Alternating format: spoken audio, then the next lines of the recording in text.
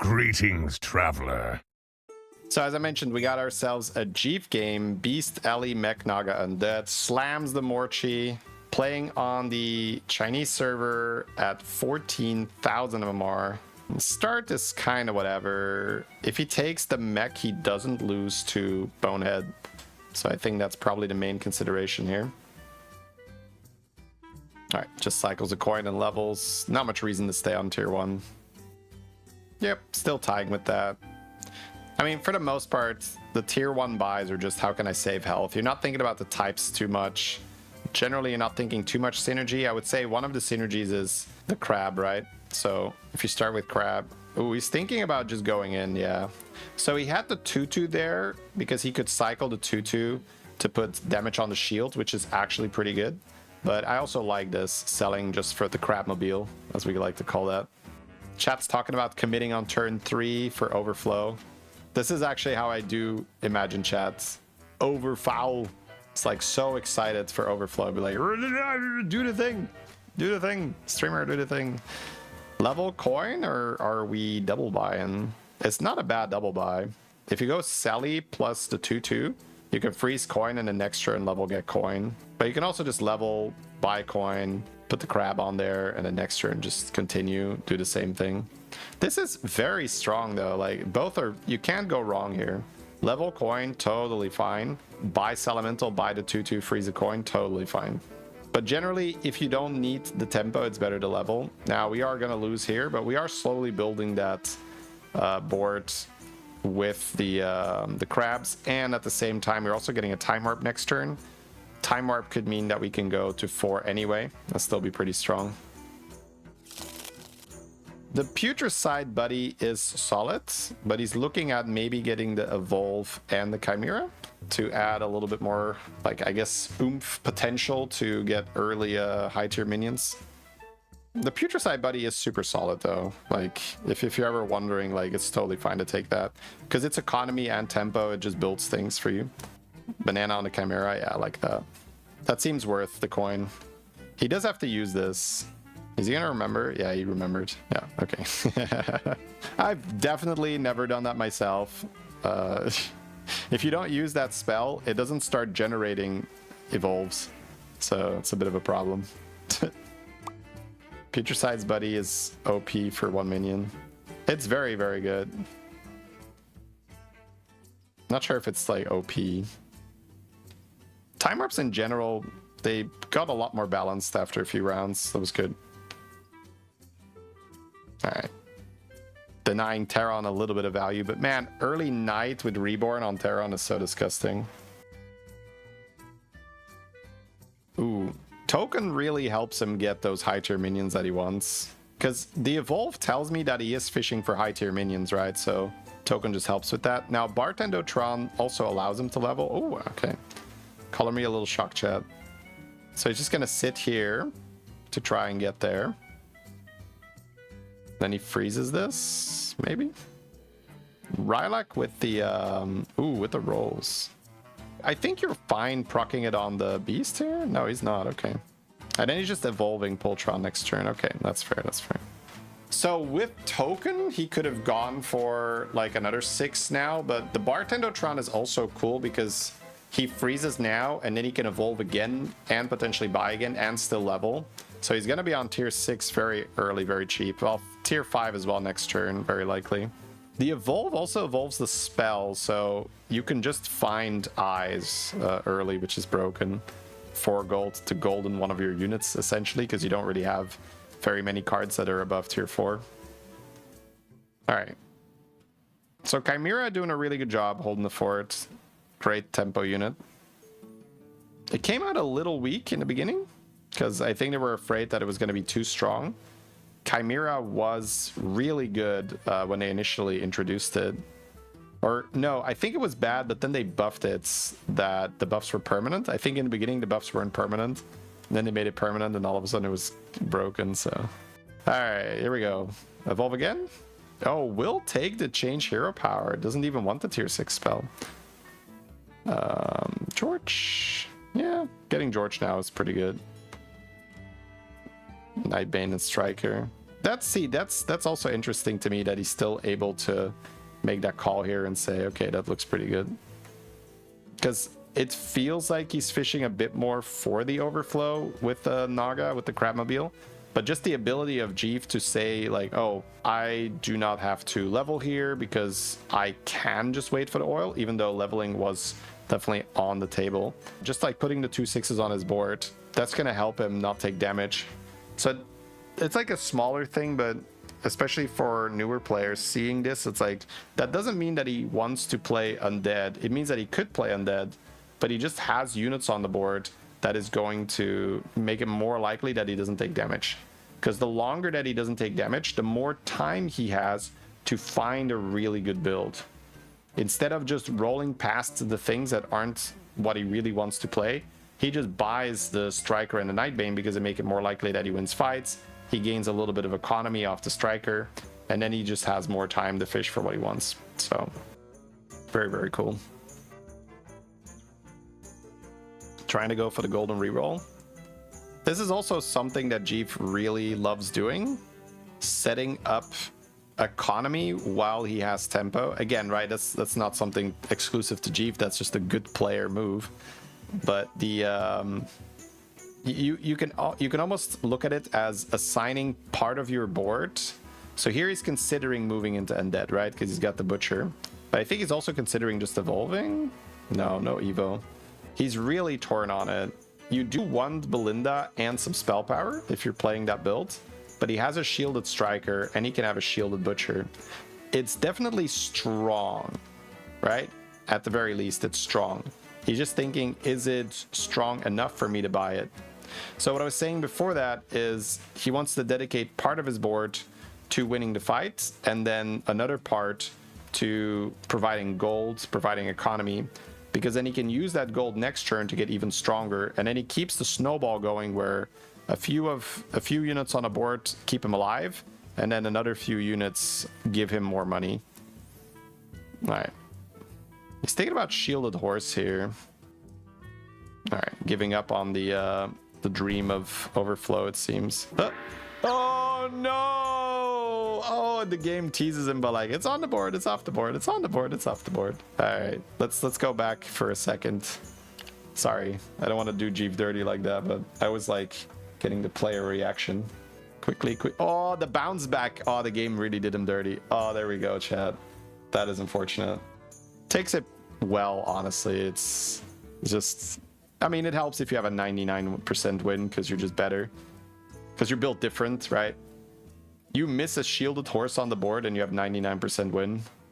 It's just a built different kind of thing. It is also like the crabs with the Striker are so good. Has Geist now, so now that he has Geist, maybe he's considering going back into the Butcher. He doesn't kill now, yeah, whatever. All right, hopefully this gives him a little bit more of an idea. Can't go wrong with Faceless, but tier 6s, what are we looking for? Nagas are in, okay. It's got the Belinda. This is where it does get weird, where I'm very happy that I'm not playing it, because if I have this, I'm just like, so what am I doing exactly here? Ooh, okay, yeah. Well, I guess that helps. He's gonna have a lot more rolls. Getting the Reborn and the Golden. I think he's rolling his free rerolls away to see if he got Bran, but didn't get it. Got a Golden Striker now. Sure, I don't think you want another Striker, so we'll just take the Ring guy. There, the Butchers are back, so it's pretty reasonable to go into it now, but Jeef is like, nah. Okay. Got the Titus too, so this is something, you know, you can almost make Jeef's playstyle into a bit of a formula where he's going to play really well in the early game to avoid taking as much damage as he can, so that he can then level a bit quicker and get even better units on the board, so he's not going to take damage for an even longer time. And after that, if it's at all possible, he's going to try to get infinite gold. And again, that sounds like so like, oh, so just get infinite gold, right? But that is what he is doing here, right? You can see how he is really, really prioritizing these roles, and he's putting the Titus on the board, and it's okay, so he gets 2 of those. Sure, it's just like milking that on the way. Oh, he's checking for Crasher. Okay, so he still has an overflow dream here. Oh, okay, and then Ghoul. Okay, because he is still above cap, a lot of people would have been below cap here. He's able to do an economy round, a milking round, if you will, right? So this is the milk round, where if the opponent is strong, he could lose here, right? Because his board is not that good. For turn 9 especially, we've just had the Greater Trinket. There's a lot of opponents that would beat this board. But he's got some good luck here. The opponent is honestly just not figuring it out. Has the Frog without the Titus, so he's going to keep his health. But because he went for the milking round, he now has 24 rerolls, 3 of those Undead Discovery spells in his hand. And it seems that with the Lava Lurker, he's still trying to go pretty hard into the Overflow. But it's just beautiful how he managed that, because the Tavern was not really working with him the whole time. But he just, you know, over time... Oh, this guy left? Or did he just... Yeah, this guy left. Okay. That's why his board sucks. So now I'm guessing we're going to see Jeef try really hard to move into Caretaker. Sorry, to move into Overflow. He doesn't need Caretaker. He got Caretaker here. He can farm triples with that, but he needs a lot of board space. He needs to sell 3 things. I don't think that's happening. This is because he's got 20 health, man. This is so beautiful to see. This is Jeef just playing on a razor's edge where he understands, like, okay, this is the turn where I have a ton of rolls. It is important that I get online here. I cannot play too safe here. I have to use these rolls to actually find what I need. Man, double Rylak. Is he going to do double for the milking round? Is he going to try to not lose? There's so much... Like, honestly, what he really needs is finding the Golden Titus. Okay, gets another buff. Finds a Reborn for the Macaw. Okay, he's going to sell out of his Undead Milk so that he can pop the cadavers. Finds another Macaw. Goes for the Wind Fury. It is going to get buffed. That is true. It could be that he wants buffs here. Ooh. Okay, no double Rylak. No, does not go for the buffs. Wants the money. I mean, he needs the money here for sure. He could play buffs with one of them. Yeah, you could honestly sell the thing here. Yep, that's great.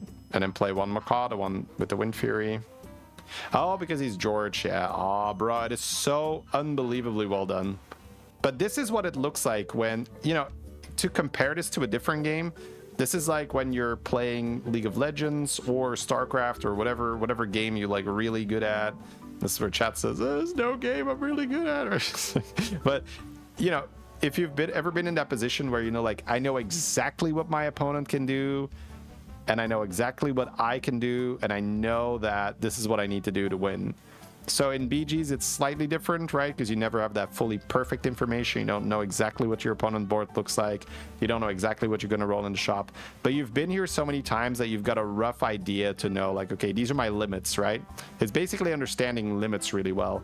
And that's what Jeef did in this turn. He understood his limit, like, perfectly. He said, okay, so I've gotten myself above the damage cap. I used that one turn to farm the rolls. I didn't lose my damage cap during that round. That means that this is the round where it needs to happen. This is the round where I need to sell all my random tempo shit, and I need to really push for the overflow that I want to play. So he skipped the surf and serve that he froze, right? He's looking at the mech because it is kind of fun, but I think this is fine. He's got so many rolls. We went to 6. Oh my god, he's just finding catacombs. But when you have that many rolls, it does make sense that you're gonna find them. He even skipped on the yeah, there we go. He even skipped on the reborn for the macaw because he did not want to sell anything here, I would imagine. Holy, are we just gonna hold that? Okay, we're just gonna freeze. Yeah, I like that. Oh yes, he's thinking, do I farm rolls this turn? Now the problem is that he is fighting a ghost, so if he doesn't farm rolls with the macaw, there is a very high chance that Rylak isn't even going to die and he gets no rolls. So this is where Jeef needs to make the decision. Am I just selling out of my Rylak? And am I going into the double catacomb this turn to just farm stats? Or am I farming rolls with the Rylak? And I really like that. Fights frogs, but no Titus, so there's just zero danger. Absolutely the right call to move that macaw. That's not something that everyone would have done, right? It's very, very easy to just forget about it. Well, other people would not be in the spot where they had the Rylak and the rolls, you know, unlikely at least, right? Jeef played a pretty specific game here, but this is, this is just a masterpiece. 67 rolls, right? We'll get another macaw swing. Oh my god, this is the perfect opponent. Oh my god, look at this, 91, it's going again. You got 4 macaw swings off. Bro, 115 rerolls. Yes, sir, let's go. Now, that would have been a lot of stats too, so he is going to find Titus, you know. If he doesn't find Titus in 100 rolls, he could write a strongly worded letter. Like, yo, what the f was that? Okay, sells out of... Okie dokie. I think he finds the Titus, chat. I think he finds it. So I guess he could just play the mechs here. Got some Belindas. These are nice coins. Taunt good. Probably taunting one of these golems. So honestly, what is he even looking for at this stage? We're kind of done, right? But let's see what he wants. It's never bad to it's never bad to have like these rolls, like as a general play. But when you have hit this well already, what are we using it on? A surf and surf? Reborn? Yeah. I feel like this was a bit of an unfortunate case of him farming the rolls, which is almost always super, super, super useful. But in this case, it's just like, what are we doing? Oh, he's just hitting more Titus. Yeah. I mean, oh, he's just not even gonna go for the shields. Okay. Oh, he can shield the lurker, I guess. Oh, shielded taunted horse. Okay. Yeah, I definitely like doing these rolls, even though you can't buy anything, to just get ahead of spending them a bit. Man, we didn't even get close to spending 100, but the game is lagging. Surprise, surprise. Fans the beetle spell. I guess that is useful, yeah.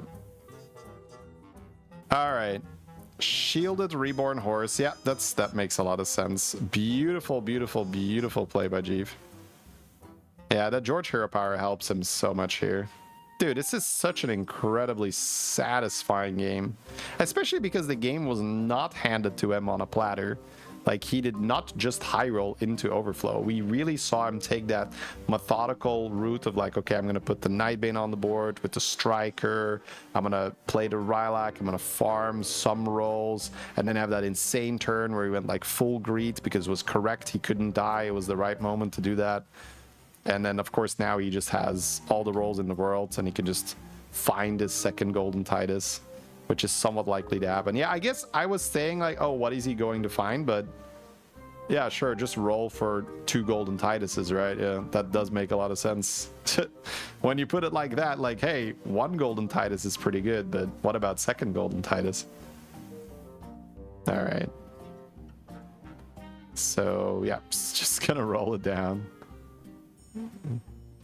Yeah, you could make a permanently shielded lurker, but I'm not even sure if that is correct. We still have our hero power to throw on that other Titus. Just rolling, rolling, rolling, rolling, rolling. Titus, Titus, Titus, Titus, Titus, Titus, Titus. I don't even know how many crabs are on that lurker, but it's a good amount, I'm guessing. Hello there, Tavern Bobby. He's gonna bank that. Yep, that just gives him more buffs later. I mean, nothing is gonna die, probably. But if nothing dies, then he wins the game anyway. Not buying the rolls there, Jeef? What was that? You only have 40 left, bro. What are you doing? It's like Titus, please. Titus, please. Titus, please. Titus, pretty please. Please, Titus. Titus? Are you a Titus? Are you a Titus? How about you? You a Titus? Nope. Okay. Man, is he gonna burn through the rolls and not find it? Now, he already has a golden and 2 regular ones. There should only be 7 Titus in the whole game. So if other people have double Titus, then he's not going to be able to find it. Because none of these Titus were generated in a way that doesn't take it from the pool, I think. Yeah. I kind of like just banking the hero power. Wait, are there 7? No, there's 9 Titus, right? Sorry. There's 7 6-drops. There's 9 5-drops. No. So if there's 4 Titus, right? That's honestly pretty high. Let's see if this person has any Titus on the board. No. It's becoming increasingly more likely that there is a Titus out there. We have to find it, chat. Gotta find it. Dude, look at this satisfying overflow buff. Hey, Manfred, thank you for the 41.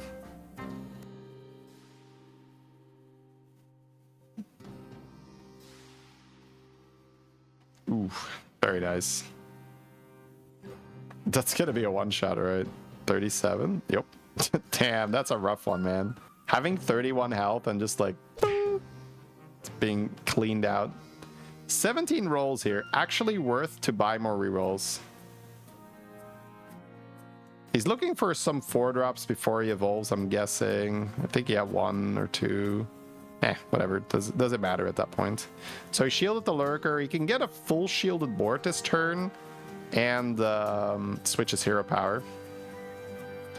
You might want to do that first even, just to know what your hero power is before you roll, but I guess there's not much that is going to change what he wants to buy because he can't really sell anything, so yeah, that new hero. But I think I would do it just to do it because